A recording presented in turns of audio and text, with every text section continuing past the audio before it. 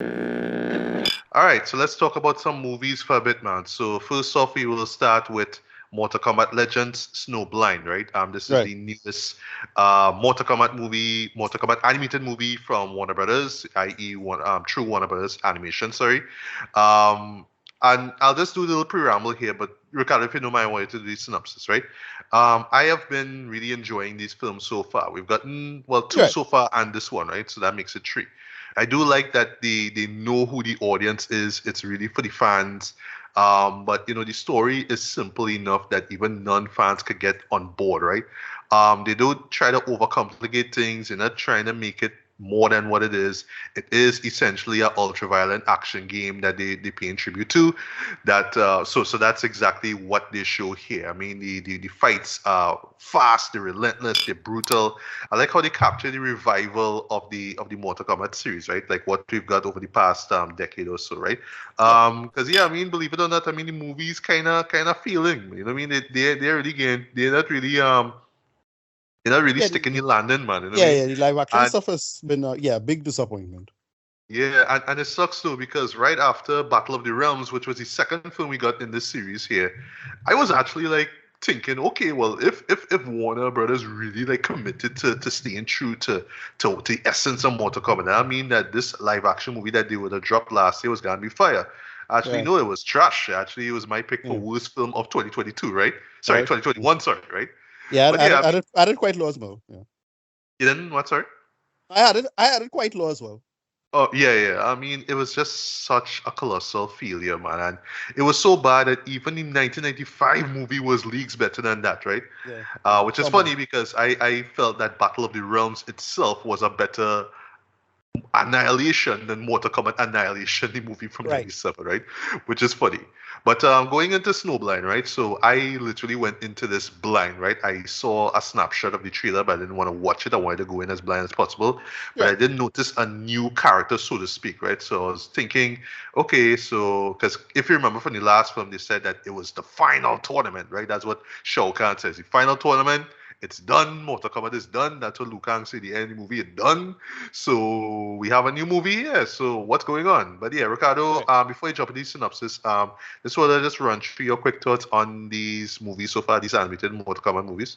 Yeah. They've been solid for me. I don't love them, but fine. And again, all I'm asking for is competent. I'm not asking for anything genius. So you know how to make some masterpiece. You just do what you have to do. Like and it ain't hard. And it's shocking how the live action movie from last year just overthink it and invent a new character, all kind of nonsense. Um, you know, the last one was pretty good. I just had a lot of fun with that one. And yeah, this one I had some fun with as well. But yeah, like get it.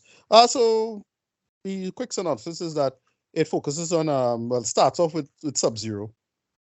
He's an age Sub-Zero, so he goes through some trauma, and it's unclear why or what he is the way he is, and it have some kind of the situation seems to be some kind of post-apocalyptic wasteland for some reason, and Kano is in charge, and it's unclear why, but Sub-Zero is effectively a farmer and has given up being a Lin Kuei ninja, and then we get to meet Kenshin, um, a young Kenshin at least, in his thing. Again, all of this in a post-apocalyptic nightmare. Shang Tsung working for Kano for some reason, and all of this wasn't making sense to me until the ending where it made perfect sense. And yeah, that's about it. It's just is Mad Max meets you know Mortal Kombat, which is shockingly a good fit because yeah, the franchise has always catered to the conceit of it, and yeah, that's pretty much it. And my opinions about this is it was decent, right? I didn't love it, but it was just solid business. And the actual like run narrative of they planned to do and where they was going with it, I actually really liked a lot. Because of the nature of Mortal Kombat and it's well for by definition counter narrative nature. You could really do that kind of what if thing. Especially with given the latest narrative, Mortal Kombat 11, because it basically borrows directly from that narrative, but plays on one conceit, which is well, what happens if, well, spoilers for the ending. I don't know if you want to spoil that. Uh, well, what happens if, We might as well. We might as well. Yeah. yeah, what happens if Kano wins the game? Because this is exactly what the situation is. So if you beat the game at Kano, Mortal Kombat 11, this is what happens. He wins, he destroys Chronica. And when he destroyed Chronica, he basically said, well, he want to run the world, but then he find it too easy, and he decided to just kind of reset the world in such a way where things will just be easier for him, but still a challenge. That's pretty much it. They do that. We get to see that. So in this future, he ruled Shang Tsung. Everything could work out for him, but he get bored. But he make it in such a way where he's not too bored. And they pretty much just do that. And that's the story. They focus on Sub-Zero and Kenshin for the main narrative. And I'm like, oh, this is not bad at all. It's Kenshin, right? I'm pronouncing that character, right? Well, Kenshin, yeah. Yeah, right. And that's about it. No, sorry. It's Kenshi. Sorry. Well, forgive us, folks. Well, at least in my case, I haven't played Mortal 11, so but I do know the character. Yeah. He's a character from a long time. But yeah, that's pretty much it. They just did a solid story. All the characters we see before, we see Cabal, and we see I forget the Earth guy. It's a bunch of characters we know from Tremor, right? Yeah. And he added a bunch of people from Mortal Kombat mythology. Sub-Zero, he was like a character, kind of like long characters. I forget his characters a long time ago. But yeah, the main conceit, they make it work, and they just had a lot of fun with it. Rating wise, I'll give it like a 6 out of 10, closer to a 7. But I had fun with this. I thought it was pretty decent for what it was and what it's trying to go for. And yeah, they make it work mostly because they actually play on a conceit that I wish they do more of, which is like to see all the what ifs, right? What ifs of when you beat the game, and a nice little narrative built from that, and where you could do with that. And that's what they basically did. And I thought it was pretty decent for what it is. Nothing brilliant, just fine, competent, great, good. Do that. Simple. Yeah, well, for me, I really enjoy this as well too, man. And I'll just say this right off the bat, man. 3 for 3, man. This is a repeat as far as this material goes, man. What I do love, what I want to say I love about this one compared to the other two is how fairly straightforward the narrative is, right? I will confess the first two movies, while I did enjoy them, I kind of rely a lot on it lean a little too heavy on characters. Like, okay, we have to have this character here, that character there because they're fan favorites, right? Yeah. But that's it. They were just kind of just there because they were fan favorites, right? I mean, no offense to Goro fans, right? For the first movie, right? But here it was more like, okay, we just zero in on not a few characters, but not a lot neither. Just a select amount, and we're just gonna put them in this environment and just gonna see how they tick, right? So I love seeing old man, Sub-Zero. That's what I'll call him. I love the mere fact that he is trying to survive on a wasteland, on a desert wasteland, makes a lot of sense, right? I love that, right? I love like his the back and forth he has with Kenshi, right? And you get pretty much I am a sucker for training montages, so all that stuff with him training how to fight, and in a nutshell, Kenshi was just this this hot-headed guy who just wanted to be the best warrior, but through some circumstances he ends up becoming blind, but he relies on this magical sword called Sento,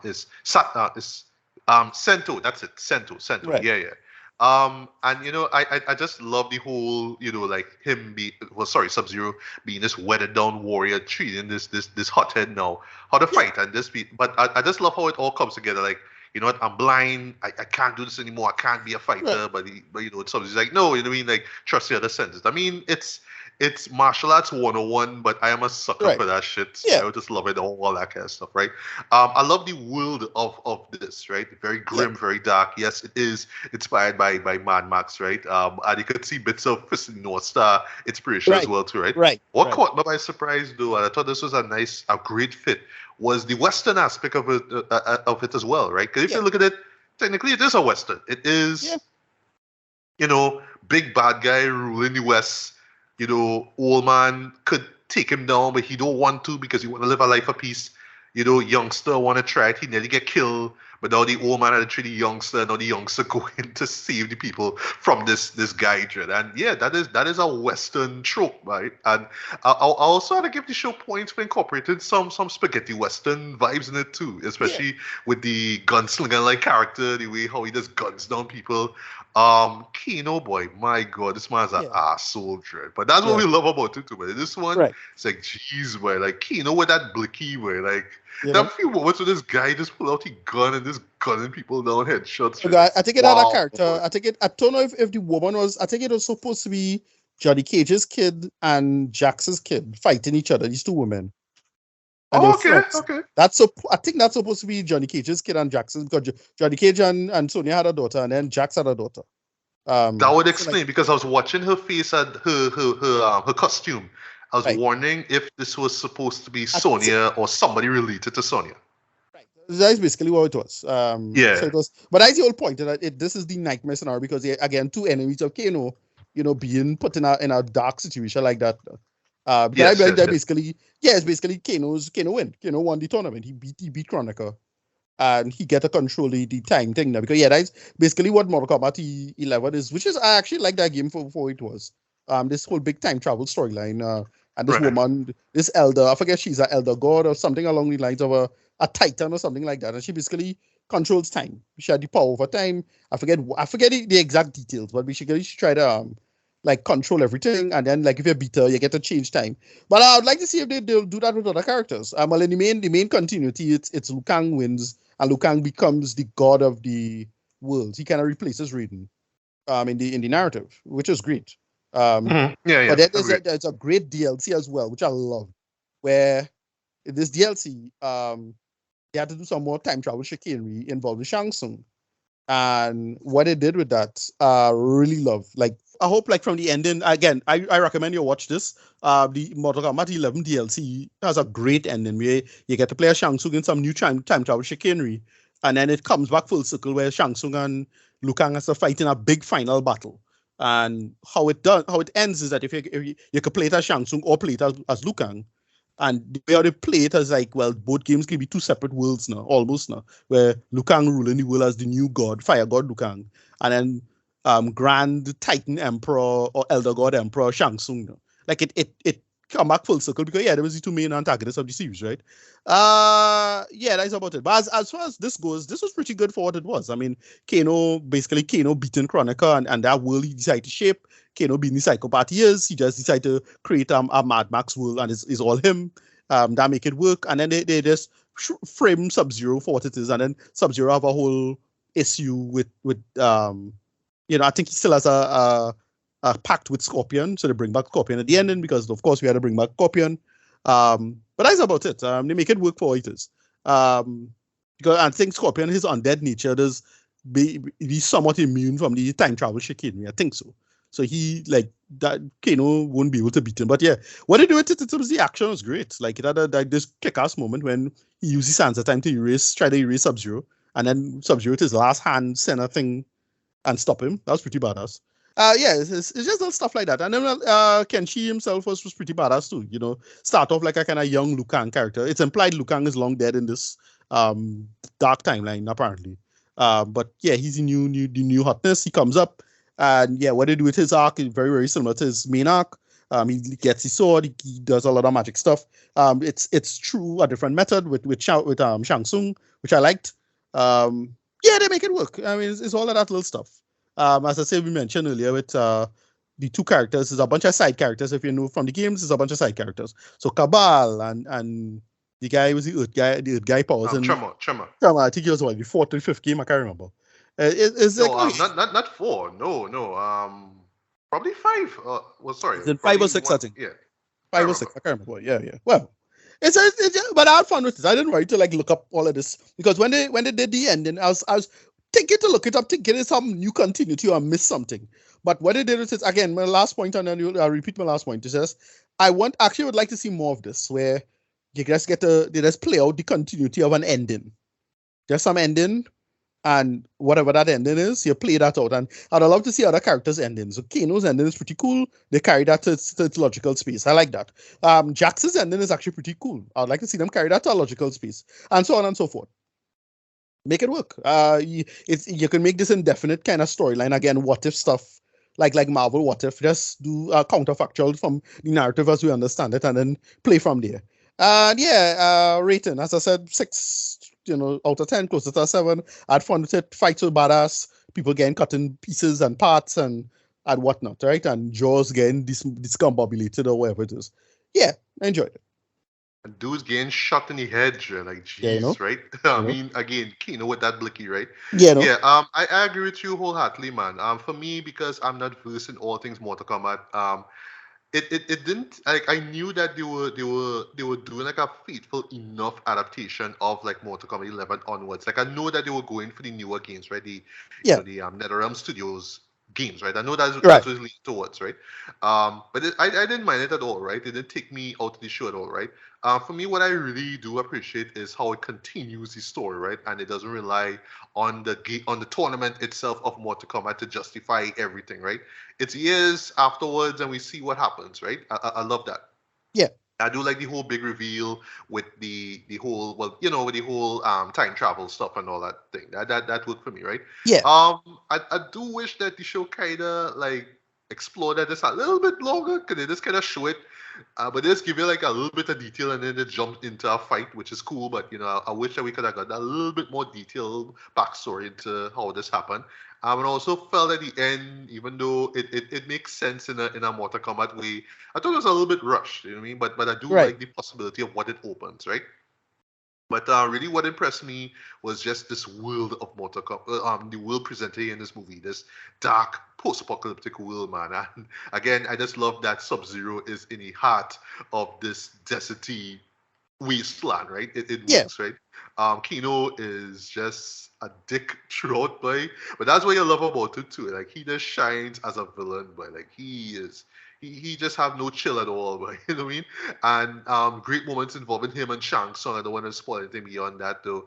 And just like in general that they didn't have to stuff a bunch of characters into it, a bunch of familiar faces. Like, all right, we introducing new characters here. We have Kenshi here. He may look like somebody, but that's all we're seeing. Um, for me, the big surprise though was seeing Scorpion, boy. Like the moment yeah, they brought him back in the picture. I was like, yeah, yes, yes, yes, yes, yes. But I like that it wasn't done for fan service sake, right? Because right. if you remember from the Battle Realms, yeah, they kind of became a little tag team thing going on, even though they basically wanted to kill each other. Well, more Sub-Zero wanted to kill Scorpion because he killed his brother Bihan, right? Whatever. Um, but yeah, here Scorpion's inclusion in the story make a lot of sense, right? And even if it is kind of surface level in terms of why, I do like that the show is at least smart enough to say, okay, you want to learn more, play the games, right? Because I know that there's a rich history with Mortal Kombat, so it could fill in the spaces there, right? And even like the setting of it too, I mean, years after the last film, right? So you could tell a lot of stuff took place, right? Even if it is an alternate timeline, you know what I mean, a what if timeline, right? You could still tell that there was a lot that went on behind the scenes, man. So I don't know if the other movies will explore that a little bit more. I don't think so. It'd be great if we get another film, to be honest, right? But Right. I think the show just kind of the show is smart enough to say, okay, you want to know more? You want to know what happened to Johnny Cage and Liu Kang and Katana and I don't know whoever. Sorry, I forget the names. And Jax, Right. play the games, right? Just go and play the games and you'll answer all that kind of stuff. But that's not about them. It's about these new characters. I love the fact that they were bold enough to say, yes, we continue in the world, we continue in building the world of Mortal Kombat, but it's not about the tournament anymore. Sorry, we're not gonna become some kind of hokey excuse why we have to bring these characters back and have a new tournament again. That's done. Let's move forward, right? And it Yeah, works. It totally works, right?